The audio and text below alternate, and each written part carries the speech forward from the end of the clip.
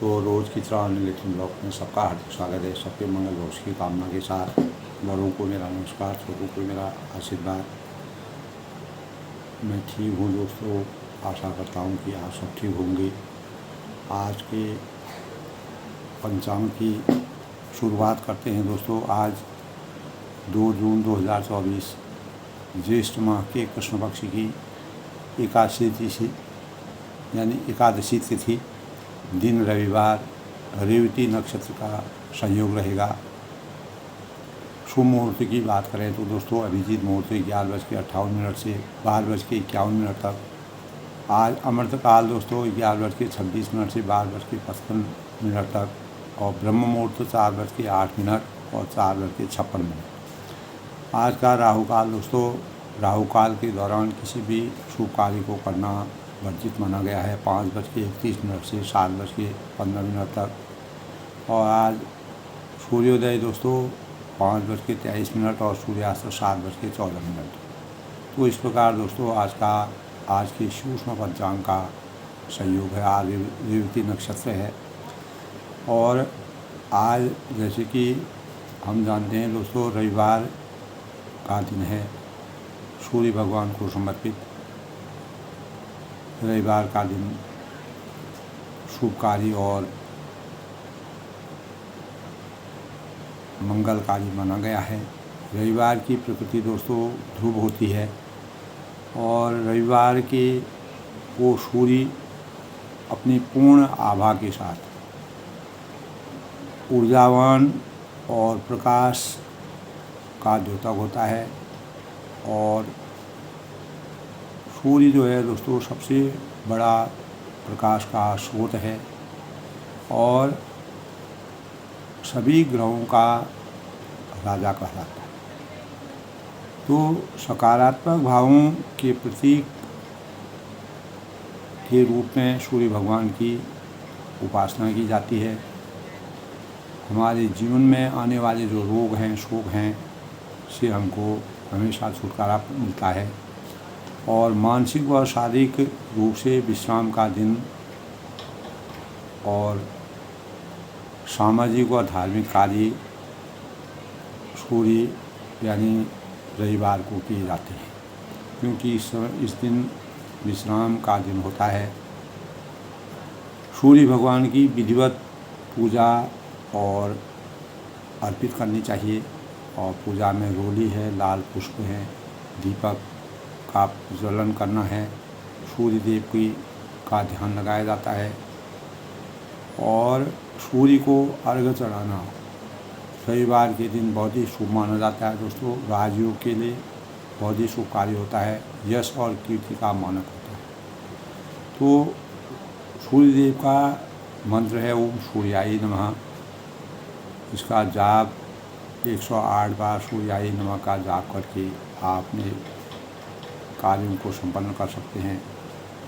और सूर्य देवता की पूजा करना मर्यादा पुरुषोत्तम भगवान राम जी ने भी जब रावण के साथ वह युद्ध कर रहे थे तो युद्ध में अंततोगत्वा अगस्त ऋषि के द्वारा दिया गया वरदान, जब उनको शक्ति सूर्य भगवान ने उनको शक्ति प्रदान की, उसी शक्ति के सौजन्य को प्राप्त करके मर्यादा पुरुषोत्तम भगवान रामचंद्र जी ने रावण पर विजय प्राप्त करी। इस प्रकार के प्रसंग हमारे साहित्यों में विद्यमान हैं। तो इस प्रकार दोस्तों सूर्य जो है रोग प्रतिरोधक क्षमता के मानक के रूप में सूर्य भगवान जब उदय होते हैं उसमें उनकी किरणों में रोग प्रतिरोधक क्षमता की किरणें निकलती हैं, जिससे अनेक प्रकार के रोगों का अंत होता है। वैज्ञानिक दृष्टिकोण से भी देखा जाए तो सूर्य भगवान में अनेक प्रकार की इस प्रकार की किरणों में जैसे विटामिन डी का हमारे शरीर में बहुत ही प्रभाव पड़ता है और रोग प्रतिरोधक क्षमता वाली किरणों से हमारे अनेक प्रकार के रोगों से हमको छुटकारा मिलता है। तो दोस्तों इस दिन दोस्तों जो दीनहीन हैं, गरीब हैं, जो ज़रूरतमंद हैं उनको चावल है, दूध है और गुड़ गरीबों को दान करना अच्छा माना गया है, शुभकारी होता है, सूर्य भगवान खुश होते हैं। तो पानी में दोस्तों लाल फूल डाल करके पानी में मिश्रण करके इस दिन स्नान करके सूर्य भगवान की कृपा हम पर बरसती है और सकारात्मक ऊर्जा का ये भावों का संचार होता है। तो दोस्तों रोज़ की तरह जो है आनंद लिखने ब्लॉग के माध्यम से मैं सूक्ष्म रूप में जो है दिन और जो हमारा पंचांग है खास राहु काल के दौरान मैंने बताया दोस्तों, जिस भी दौरान मैंने राहु काल बताया उस समय में किसी भी शुभ कार्य को नहीं करना चाहिए। उसके दौरान उसके अलावा जो भी शेष समय होता है उसमें आप अपने कार्यों को संपन्न कर सकते हैं।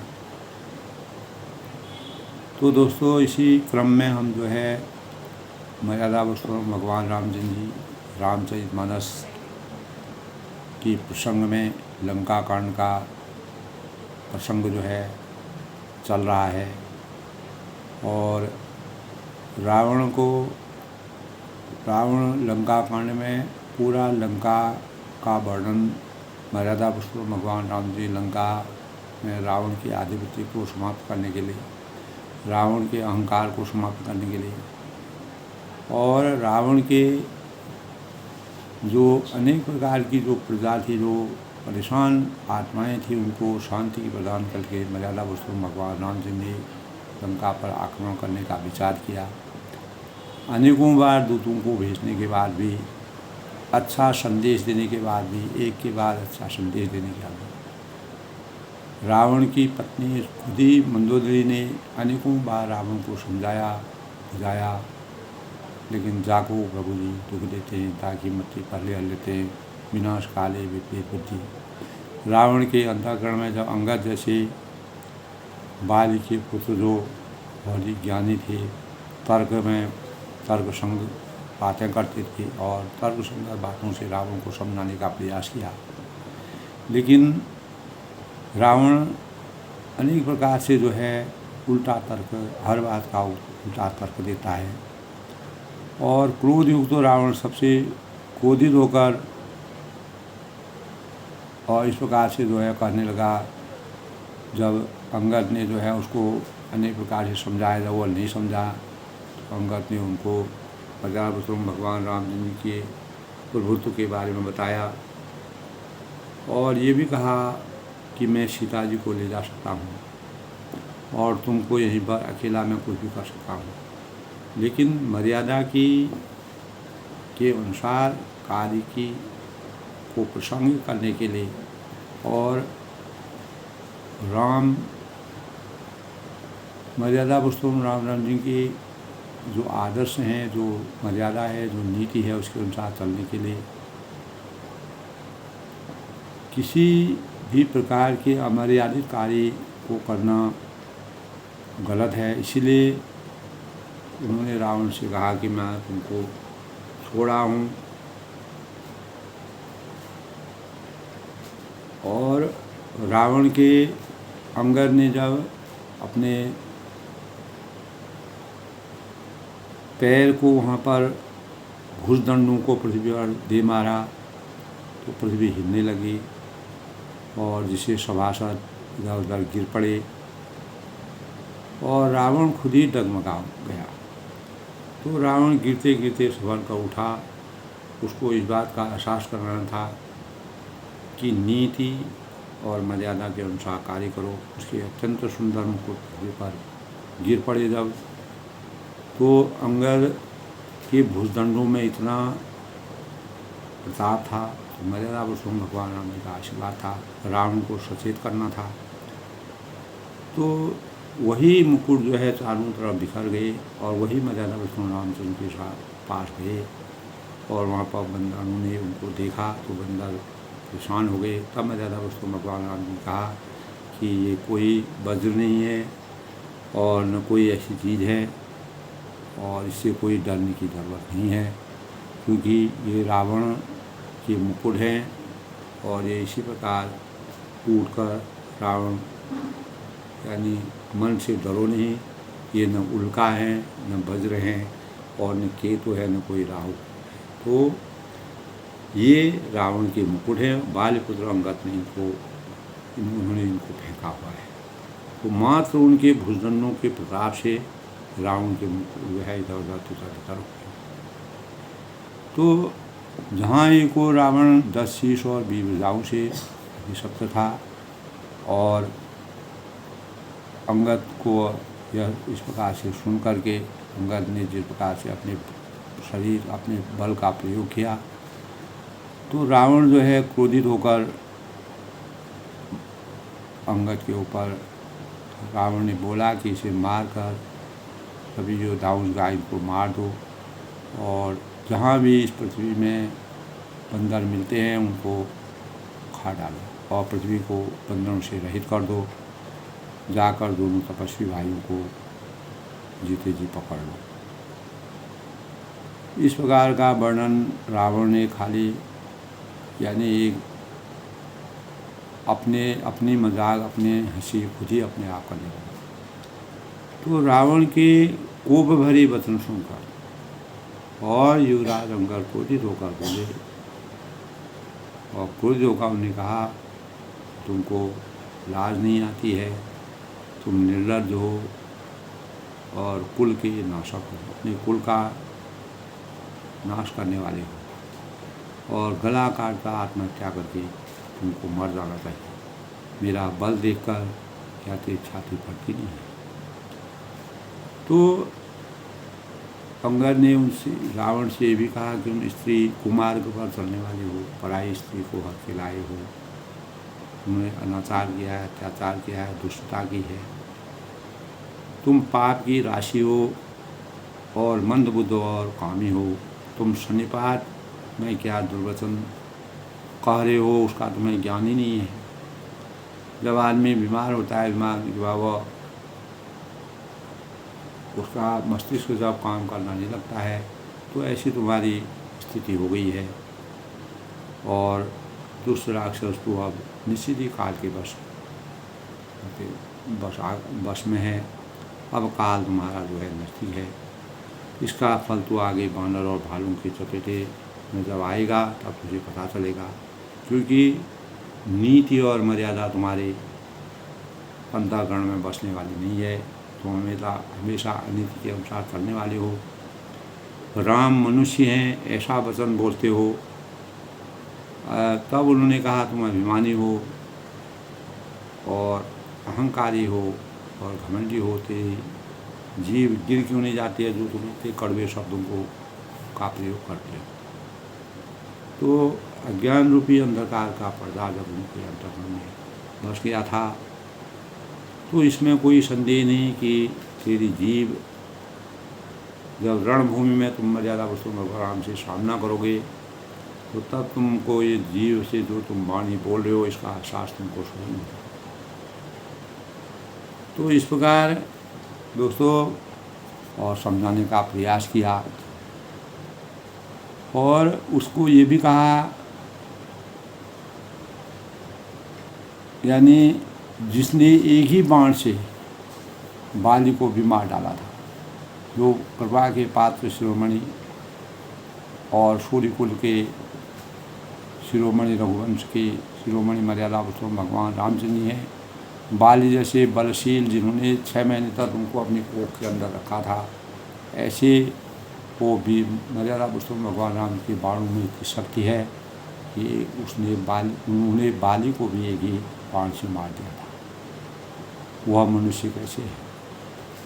तो कुजाति और जड़हीन तुम हो और 20 आंखें होने पर भी तुम अंधेपन की जैसी बात करते हो और श्री राम जी के बाण समूह तेरे रक्त की प्यास यानी तेरे रक्त के प्यासे हैं और इस डर से अनेक प्रकार की कड़वी बातों को करने से नीच राक्षस कुल में राक्षसी माया में आसीन रावण, तब अंगद ने कहा कि मैं तुमको छोड़ता हूँ अगर मर्यादा पुरुषोत्तम भगवान राम जी का इस प्रकार का मर्यादा के अनुकूल चलने के भाव नहीं होते तो मैं तुमको यहीं पर कुछ ना कुछ करता। तो मैं तेरे दांत तोड़ देता, श्री रघुनाथ जी ने मुझे आज्ञा नहीं दी है। ऐसा क्रोध आता है कि तेरे 10 मुँह तोड़ डालूं और तेरी लंका को वर्षों में उड़ा डालूं। तो तेरी लंका गुलर के फूल के समान है, यानी तुम एक कीड़े के भीतर अज्ञानवश निडर होकर बस रहे हो।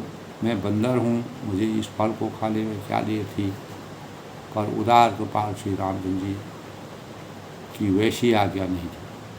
अगर उन्होंने मेरे को पूर्ण छूट दी होती, इस प्रकार की आज्ञा दी होती, तो रघुकुल की रीति, रघुकुल रीति सदा चली आई, प्राण जाए पर वचन जाए, यानी प्राण भले ही चले जाए लेकिन वचनों की जो मर्यादा है उसके विपरीत चलना जो है मर्यादा के खिलाफ है। तो अंगद ने कहा, अरे 20 भुजा वाले, यदि तेरी 10 जीभें मैंने नहीं फाड़ी तो शत्रु जी अनेक प्रकार के इस प्रकार के तर्क सुंदर बातें और रावण को भयभीत कर करके और रामचंद्र के बल का पूरा प्रयोग करते हुए रावण से संधि करने के विचार और उसके ज्ञान को अज्ञान को ज्ञान में परिवर्तित करने का, हृदय परिवर्तन करने का जो विचार अंगद ने किया, तो रावण बिल्कुल भी उससे टस से मस नहीं हुआ। तो श्री राम जी के प्रताप को समझकर स्मरण करके अंगद क्रोधित हो उठे और उन्होंने रावण की सभा में प्रण करके दृढ़ता के साथ पैर रोक दिए, अपने पैरों को वहाँ पर स्तंभ की जगह खड़ा कर दिया, गाड़ दिए। तो यदि तुम मेरा, तब वह कहते हैं कि यदि तुम मेरा, यानी तब श्री राम जी के बाण समूह तेरे रक्त के प्यासे हैं, ऐसा जब अंगद ने कहा तो वे प्यासे ही रह जाएंगे। इस डर से अरे कड़वी बकवास करके नीच अक्षर मैं तुझे छोड़ता हूँ, नहीं तो मैं तेरा वध कर लाता। इस प्रकार की बातें जो है, जिस प्रकार से क्रोध को मनुष्य का सबसे बड़ा शत्रु माना है और महावीर स्वामी के अनुसार भी दोस्तों पृथ्वी पर सबसे अगर भयंकर चीज़ है वह तो क्रोध है। तो क्रोध एक प्रकार का मानसिक विकार है और क्रोध एक क्षणिक पागलपन कहा जा सकता है। हमारे अनेक प्रकार के प्रबुद्ध लोग हैं, विद्वान लोग हैं, ज्ञानी लोग हैं, तो वह क्रोध को इतना, क्रोध की तुलना अग्नि से करते हैं। उसका कारण है कि क्रोध के को पाले रखना गर्म कोयले की किसी अन्य व्यक्ति को फेंकने की नियत से पकड़े रहने के समान है। तो दोस्तों, जिसमें धारक स्वयं भी जलता है और क्रोध की अग्नि दिखाई नहीं देती है, परंतु इसकी ज्वाला हमारे संबंध, सद्बुद्धि, संवेदनाओं और मर्यादा को जलाकर खाक कर देती है। तो क्रोध और आंधी दोनों एक समान हैं, जिसके शांत होने के बाद भी पता चलता है कि कितना नुकसान हुआ है, कितनी क्षति हुई है। तो रावण को इसलिए जब लंका हनुमान जी ने जला दी थी तब उसको पता चला, लेकिन अज्ञान रूपी अंधकार के पर्दे से उसका ज्ञान ढक जाने के कारण उसको कोई एहसास नहीं हुआ। तो क्रोध जो है व्यक्त करना सरल नहीं, इसीलिए ऐसे में बेहतर तरीके से जीवन व्यतीत करने के लिए क्रोध प्रबंधन से उस पर नियंत्रण आवश्यक है। और प्रत्येक व्यक्ति को क्रोध आने पर क्रोध के कारणों का पता लगाकर क्रोध पर नियंत्रण करने की प्रवृत्ति को आत्मसात करना चाहिए। यह हमारे लिए एक प्रकार का प्रेरणा का स्रोत है दोस्तों। तो प्रायः दोस्तों क्रोध से बचने पर ही आत्मिक विकास हमारा संभव हो सकता है। भगवान राम जी ने धीरता और क्रोध पर नियंत्रण रख करके जिस प्रकार से लंका पर चढ़ाई की और रावण का अंत किया, 14 साल का वनवास आसानी से, जिस प्रकार से किसी को भी किसी प्रकार के एहसास के बिना, तो क्रोध को बुरा जानकर जो व्यक्ति क्रोध के कम करने की साधना करते हैं वे जीवन में सुख और शांति का अनुभव करते हैं। वास्तविक सुख उनको प्राप्त होता है।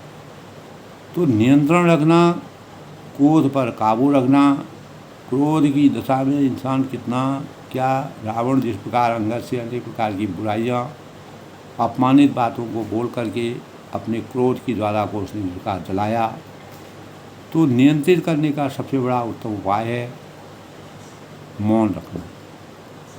तो गुस्से या क्रोध को मौन से काबू किया जा सकता है। तो दोस्तों, यदि स्वभाव में क्रोध की प्रवृत्ति बढ़ती जाती है तो रोज़ ध्यान करना और क्रोध रूपी अग्नि को योग रूपी शीतल जल से शांत किया जा सकता है।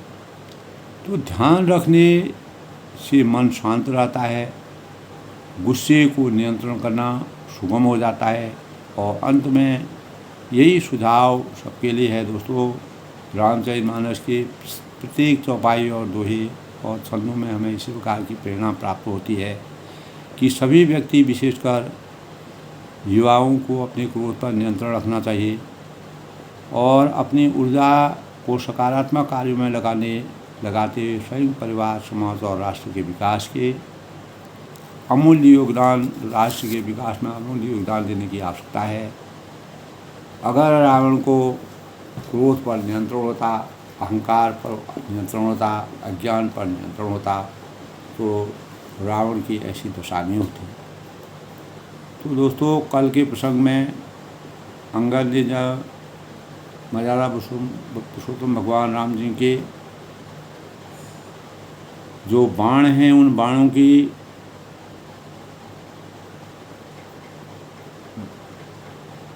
जिस प्रकार से बाणों की शक्ति के भावों को प्रकट करते हुए रावण को सचेत किया, उसको भयभीत किया और सच्ची बातें की, लेकिन रावण उन बातों को सब कड़वी समझने लगा। तो इसीलिए जो है रावण का काल जो है नज़दीक आ गया। लंका कांड में दोस्तों यही है कि रावण का अंत होता है। रामचंद्र जी विधिवत तरीके से संपूर्ण सेना के साथ रावण पर विजय प्राप्त करने की योजना बनाते हैं।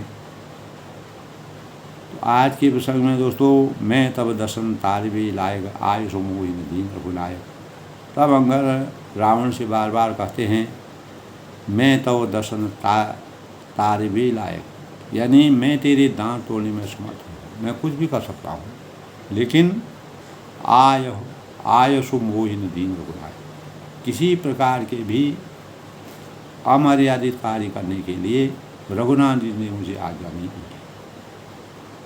रघुकुल की ऐसी रीति है कि नियम के विरुद्ध और नीति के विरुद्ध कोई भी कार्य करना हमारे नीति में नहीं है। तो ऐसी ऋषि होत दशों मुख तोड़े, ऐसा क्रोध आता है, अंदर से इस प्रकार का क्रोध आता है कि तेरे दशों मुँह तोड़ डालें। तो यही है दोस्तों, मर्यादा पुरुषोत्तम भगवान राम जी सभी सेना में जितने भी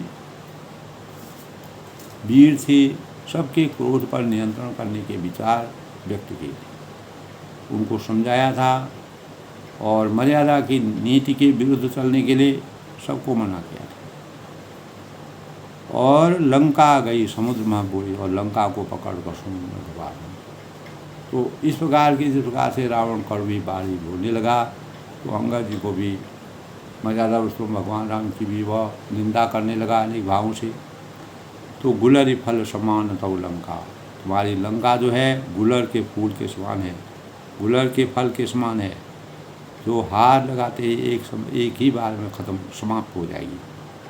और बसों मध्य तुम जंतु आशंका, और तुम जब तुम सब कीड़े उसके भीतर अज्ञानवश निडर होकर बस रहते हो, गुलर के फल के अंदर रहते हो।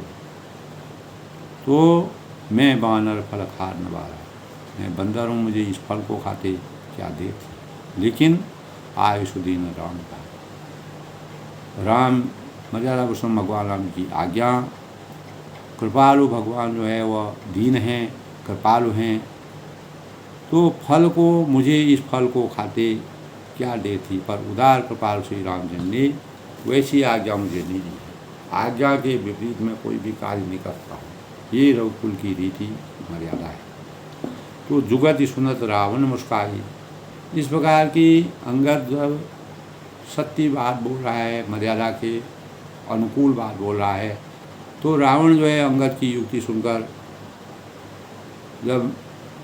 जब अंतःकरण में अज्ञान का प्रवेश हो जाता है, तो रावण जो है मुस्कुराने लगा, मूढ़ सिकई का बहुत उठराई, और बोला, अरे मूर्ख, बहुत झूठ बोलता है तू, इतना झूठ बोला तुमने कहाँ से सीखा है।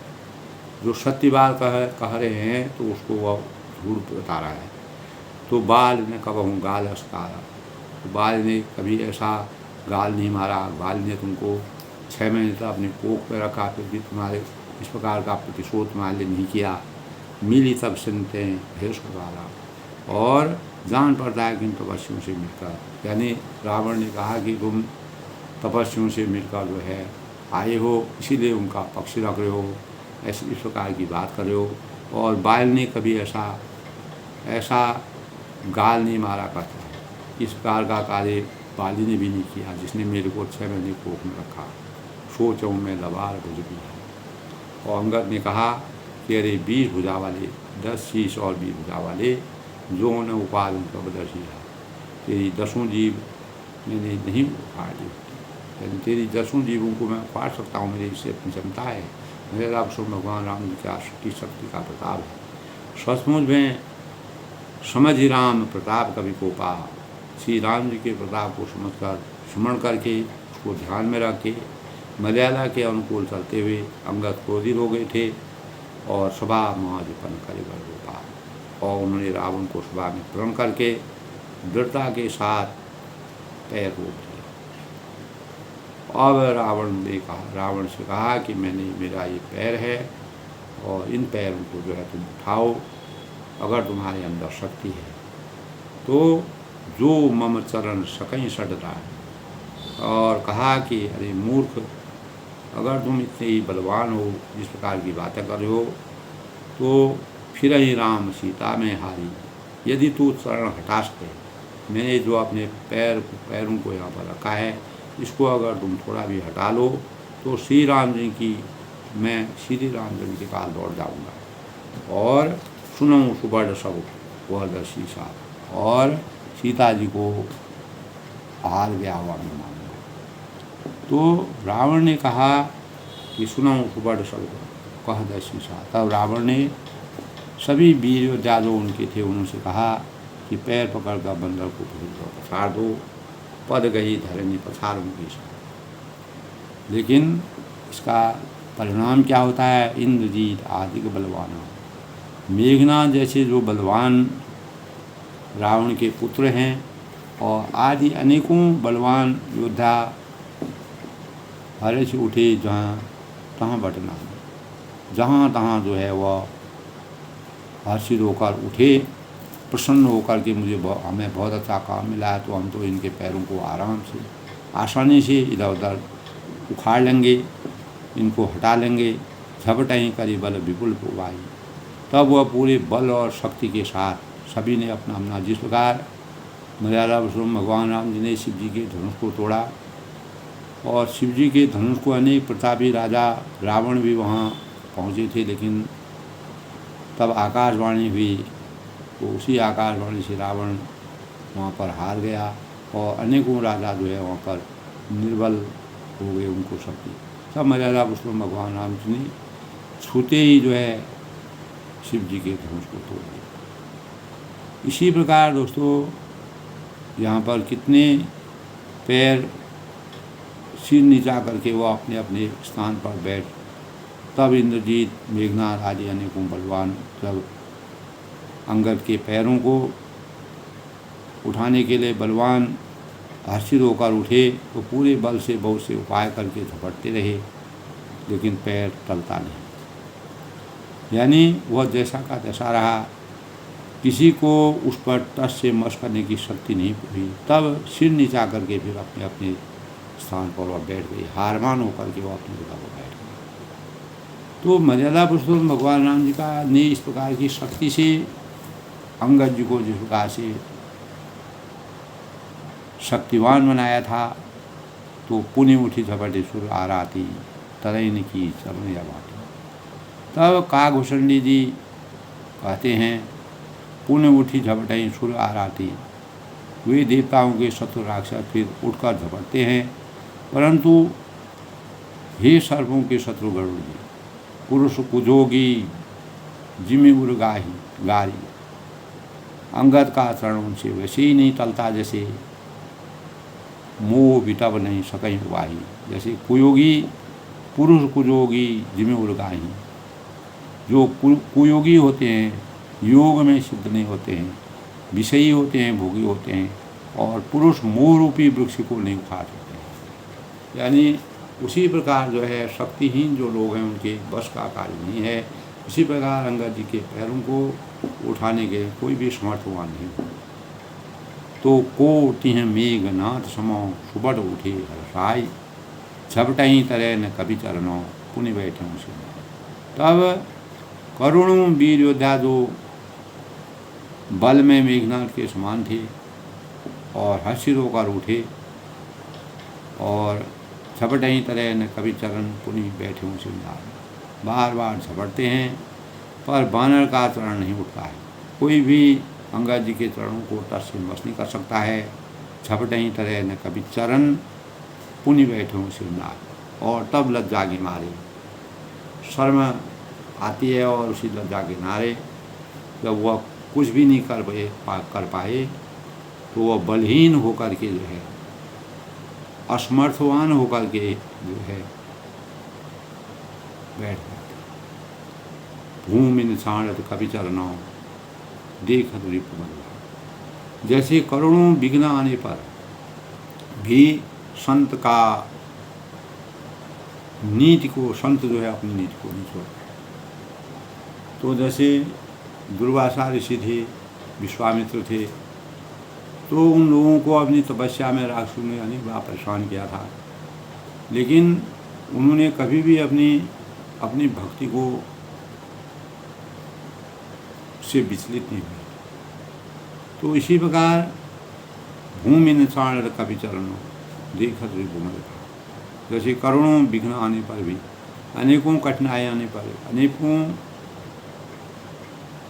प्राकृतिक आपदा आने पर भी जो संत लोग होते हैं वह नीति के अनुसार कार्य करते हैं। इसीलिए कहा है दोस्तों, रघुकुल कोई भी समस्या आने पर, किसी प्रकार के परिवर्तन आने पर भी नीति के अनुसार जिस प्रकार हम अपनी मर्यादा से नहीं हटते हैं, उसी प्रकार जो संत लोग होते हैं वो अपनी तपस्या से बिल्कुल भी कोई भी विघ्न आने पर वह तपस्या से विचलित नहीं होते। तो कोटि विघ्नते संत करो मन जिमिनी त्याग, और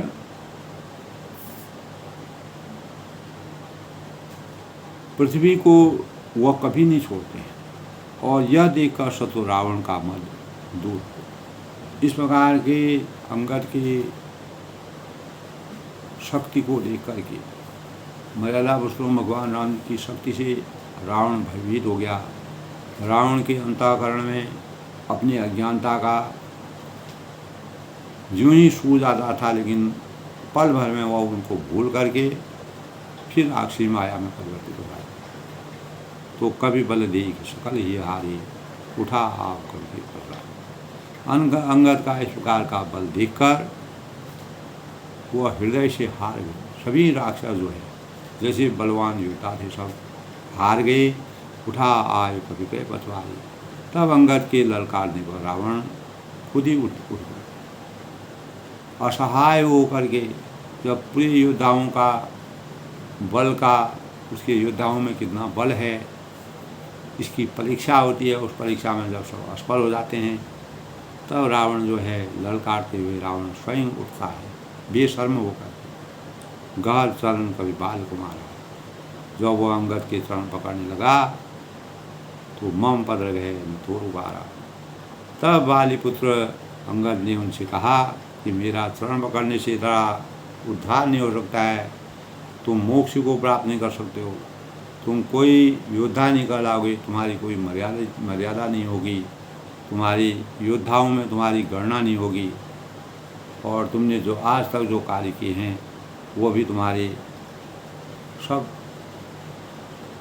समाप्त हो जाएंगे, उनका कोई यश मान मर्यादा नहीं है। ऐसे वचन को सुन करके गहस्न राम चरण सड़जाई सुनत फिरा मन अति सुख जाई। तब अरे मूर्ख तू जाकर श्री राम जी के चरण क्यों नहीं पकड़ता है? जो मेरे चरणों पर इस प्रकार से गिर रहा है, तुमको शर्म नहीं आती है, लाज नहीं आती है? एक बंदर के चरणों पर 10 शीश और 20 भुजाओं वाले रावण को झुकना पड़ रहा है, ये मर्यादा के खिलाफ है। एक तरफ से तुम कहते हो मैं शक्तिशाली हूँ, मैंने कैलाश पर्वत को उठाया है, ऐसा काम किया, लेकिन आज मर्यादा पुरुषोत्तम भगवान राम के सामने तुम नतमस्तक हो गए हो, तुम विवश हो जाए हो, तुम्हारी शक्ति क्षीण हो गई है, तुम्हें इस प्रकार का ज्ञान नहीं है। गहस्न ग्राम चरण सड़जाई सुनत फिरा मन अति सुख जाई। तब मर्यादा पुरुषोत्तम भगवान राम जी इस प्रकार की प्रताप और शक्ति को देखकर जो है रावण जो है बहुत ही तब जो है सुखजा कर वो लौट गया। संकोच बस जो है रावण को शर्म आ गई। उसने कहा वास्तव में मैं ये क्या कर रहा हूँ, मैं एक अपनी नीति मर्यादा को भूल गया हूँ, कोई भी नीति मेरे अंदर नहीं आ गई है। अंदर ही अंदर वो सोच रहा है कि मैं 10 शीश और 20 भुजा होने पर एक बंदर के आगे इस प्रकार से झुक रहा हूँ। तो उसको शर्म आई, उसकी सारी जो है शक्ति है वो क्षीण हो गई। वह ऐसा तेजहीन हो गया है, बलहीन हो गया है, जैसे मध्याह्न में चंद्रमा दिखाई नहीं देता। उसी प्रकार जो है रावण जो है एक सशक्त होने के बाद भी उसकी शक्ति क्षीण हो गई है। यही शक्ति क्षीण का कारण मर्यादा पुरुषोत्तम भगवान राम है, उसकी शक्ति जो है विलीन हो गई है। सिंहासन बैठ्यों सिर नाई मानो संपत्ति सकल गवाई। तब उसने क्या किया दोस्तों, वह सिर नीचा करके, सिंहासन बैठ्यों सिर नाई, सिर को नीचा करके, जैसे हारा हुआ राजा होता है उसी प्रकार, जैसे जुए में हारा हुआ जुआरी होता है वह पश्चाताप करता है, उसी प्रकार रावण भी सिंहासन में बैठ कर के पश्चाताप करने लगा। मानो संपत्ति सकल गंवाई। ऐसा लग रहा है कि उसने पूरी संपत्ति को गंवा कर वह बैठा हुआ है, सब कुछ समाप्त करके वह निर्लज्ज होकर के एक जगह बैठा हुआ है। जगत आत्मा प्राण प्रिय रामा। श्री रामचंद्र जी जगत भर के आत्मा और प्राणों के स्वामी हैं। तासु विमुख कहा विश्राम, उनके विमुख रहने वाला शांति कैसे पा सकता है? परमात्मा की आस्था में जो बैरी बन करके खड़ा होता है वह कभी भी जीवन में सफल नहीं हो सकता है। वह रावण की अंत का कारण यही था कि वह जो है विनाशकाली विपरीत बुद्धि, उसकी बुद्धि जो है विपरीत हो गई थी, उसकी इंद्रियों ने काम करना बंद कर दिया था और अज्ञान रूपी अंधकार का पर्दा, उसका हृदय परिवर्तन हो गया था जिसमें अज्ञानता बस गई थी। उमा राम की भुट विलासा, सोई विश्व को निपाय होना सा, तृणते कुलिस तृण करही ताश दूत पन कहूँ के मिला। तब शिव जी कहते हैं, जब भी इस प्रकार के प्रकरण आते हैं मर्यादा पुरुषोत्तम भगवान राम जी का कि शक्ति के भाव और उनकी आस्था के भाव आते हैं, तब शिव जी प्रकट हो जाते हैं। तब शिव जी कहते हैं, उमा राम की भूट विलासा, हे उमा, जिन रामचंद्र के भू विलास यानी भौ इशारे से विश्व उत्पन्न होता है, विश्व की शुरुआत होती है, इस संसार की संरचना होती है। तृणते कुलिस तृण करें, और फिर नाश प्राप्त हो जाता है। होई विश्व परिपाय हो नाशा। और तो तृण ती कुलिस कुलिस कर रही, और जो तृण को वज्र और वज्र को तृण बना लेते हैं, यानी असंभव को संभव और संभव को असंभव बना लेते हैं। अत्यंत निर्बल को महान प्रबल और महान प्रबल को अत्यंत निर्बल बना देते हैं। ताश दूत पंखों की मिट रही, अनेक दूत का, उनके जो दूत हैं उनका प्रण कहो कभी टल नहीं सकता। यानी मर्यादा पुरुषोत्तम भगवान ने जो शक्ति को संचरित करके अंगद जी को वहाँ रावण के पास भेजा था, तो रावण को इस प्रकार का संकेत था। फिर भी रावण के अंतःकरण में संधि करने के विचार नहीं आए, फिर भी उसके अंतःकरण में बैर भाव ही था। पुण्य कभी कही नीति विधि नाना मान्यता काल में आना। तब फिर अंगद ने अनेकों प्रकार से नीति कही। फिर अंगद ने दोबारा जब उसको इतना खरी खोटी बातें सब सुना दी, सबको रामचंद्र के प्रताप को दिखा दिया, साक्षात रूप में उनके सब कुछ उनकी शक्ति का के भाव उसके अंतःकरण में चले गए। पुण्य कभी कही नीति विधि नाना। तब अंगद ने एक बार पुनः प्रयास करके रावण को नीति की बात कही, मान्यता काल में आना, पर रावण नहीं माना। किसी भी भावों से रावण नहीं माना, क्योंकि उसका काल निकट आ गया है। रिपुमद मान्यता काल में आना। जब मनुष्य की मौत आती है, कहते हैं जब गीदड़ की मौत आती है वो शहर की तरफ भागता है, इसी प्रकार रावण के लिए भी हुआ।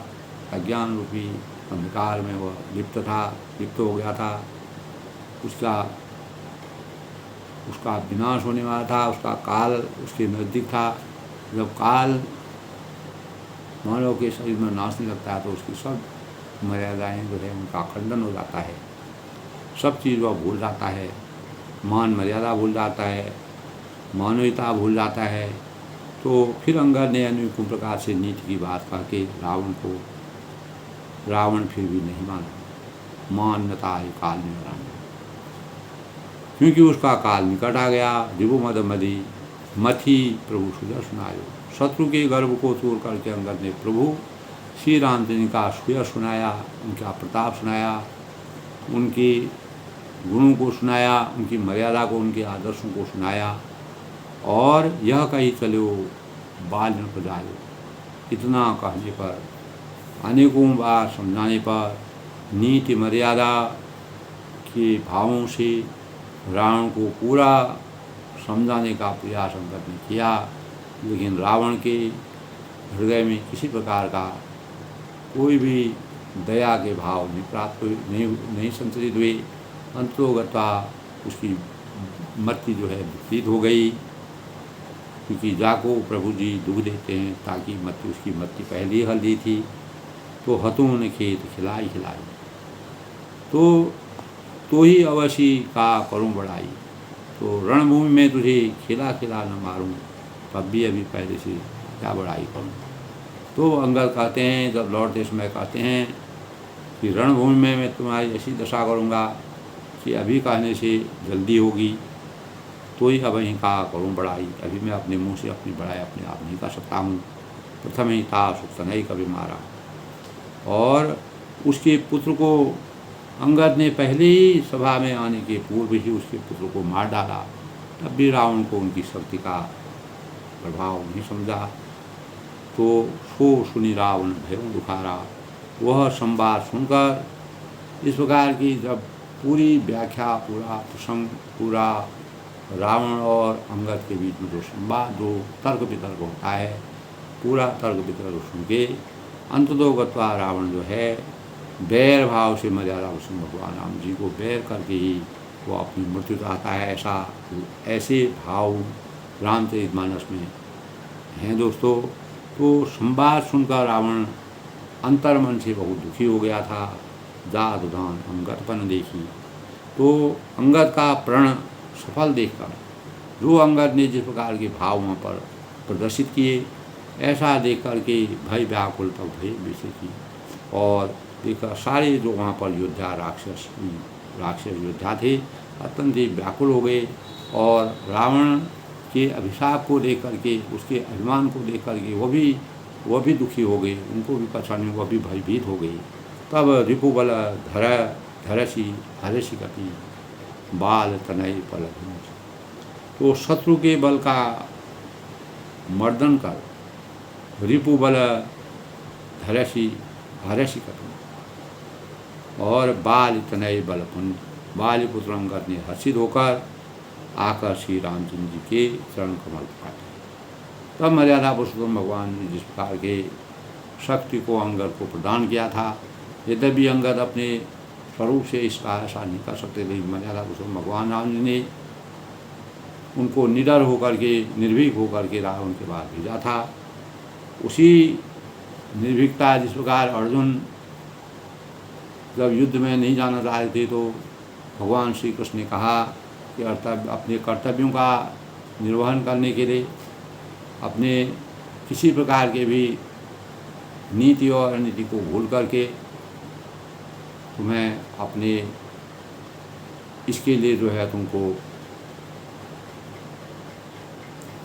जाना पड़ेगा। तुमको इसके लिए जो तुम्हारे अंतःकरण में जो भाव हैं, जो तुम्हारी शक्ति है, उसको तुम्हें करना पड़ेगा। इसके लिए तुमको जोखिम लेना पड़ेगा और जब तक कोई भी मानव जोखिम नहीं लेता है तो तब तक वह जीवन में सफल नहीं होता है। तो रिपुबल धरसी कपि बाल तनय फलपुंज पुलक शरीर नयन जलौ गही राम पत्नी। तब शत्रु के बल का इस प्रकार से वर्णन करके, जिस प्रकार शत्रु ने रावण को उसके हित के लिए, उसकी भलाई के लिए जिस प्रकार से अंगद को भेजा गया, अंगद ने नीतिगत बातों को करके रावण को अनेक प्रकार से समझाने का प्रयास किया, लेकिन बल की राशि बालीपुत्र अंगद हर्षित होकर जब कैसे भी रावण नहीं समझा और उन्होंने अपनी शक्ति का प्रदर्शन वहाँ किया, तब रावण जो है अंदर ही अंदर भयभीत हो गया और वह दुखी हो गया। ऐसे भावों को जब मर्यादा पुरुषोत्तम रामचंद्र की शक्ति अंगद को प्रदान हुई तो उसको देख करके, उन भावों को अपने अंतःकरण में सोच करके अंगद जो है रामचंद्र के चरण कमल में पकड़ लिए, उनके स्वरूप का ज्ञान उसको हो गया। पुलक शरीर नयन जलौ गही राम पद गए और उनका शरीर पुलकायमान हो गया और अंततोगत्वा नेत्रों में प्रेम के आंसू बरसने लगे और जल भराया। वास्तविक ज्ञान जब ब्रह्म की शक्ति में आस्था, परमात्मा की आस्था उनको पूर्ण रूप से परमात्मा की शक्ति का ज्ञान जब अंगद जी को हुआ, तब उनको पता चला कि प्रभु राम की शक्ति में कितना बल है, कितना तेज है, कितना पुंज है। तो इन्हीं भावों से अंतःकरण में देखते हुए रावण के घमंड का और अहंकार का जिस प्रकार से अंगद ने अंत किया, वह मर्यादा पुरुषोत्तम भगवान राम जी का आशीर्वाद था। तो इसी के परिणाम स्वरूप अंगद को वहाँ पर इतनी शक्ति का संचार उनके अंतःकरण में हुआ। तो दोस्तों, परमात्मा का आशीर्वाद जिस पर होता है, जब हम परमात्मा की आस्था हमारे अंतःकरण में होती है तो हम निर्बल होते भी हमें अपने आप शक्ति हमारे अंतःकरण में आ जाती है, हमारे शरीर में विद्यमान हो जाती है। उसी परमात्मा की शक्ति से हम अनेकों कठिन से कठिन और असंभव से असंभव कार्य को भी संभव कर सकते हैं। यही बात जो है अंगद के चरित्र से रामचरितमानस में तुलसीदास ने जिस प्रकार का वर्णन किया है, वो हमारे समाज के लिए, हमारे जीवन के लिए और एक शत्रु के साथ किस प्रकार से विचार विमर्श करना चाहिए, किस प्रकार से तर्क वितर्क करना चाहिए, ऐसे भावों का ज्ञान होता है। यद्यपि रामचंद्र ने मर्यादा की नीति, मर्यादा को बचाने के लिए, आदर्शों के स्वरूप को हमेशा जीवित रखने के लिए अंगद जैसे ज्ञान दे करके, बुद्धि विवेक जैसे व्यक्ति को रावण के पास भेजा, लेकिन रावण में अज्ञानता के कारण जिस प्रकार का प्रतिशोध उसके अंतःकरण में था, तो अंततोगता रावण को दुखी करके अंगद मर्यादा पुरुषोत्तम राम की शरण में उनकी शक्ति के भाव उनके अंतःकरण में आए और उन्हें परमात्मा के चरणों में अपना सिर नवाया और अपार भक्ति का के भाव उनके अंतःकरण में व्यक्त किए। दोस्तों, आज के प्रसंग में अंगद की भक्ति और मर्यादा पुरुषोत्तम भगवान रामचंद्र ने किस प्रकार से रावण के को एक नीच व्यक्ति को किस प्रकार से गिराया जाता है, उसको किस प्रकार से उसका अंत किया जाता है, ऐसे भाव हमारे अंतःकरण में विराजमान होते हैं। तो राक्षसों के अंत करने के लिए मर्यादा पुरुषोत्तम भगवान राम जी संसार में मानव रूप में अवतरित होकर के अनेक प्रकार के भाव रचाए।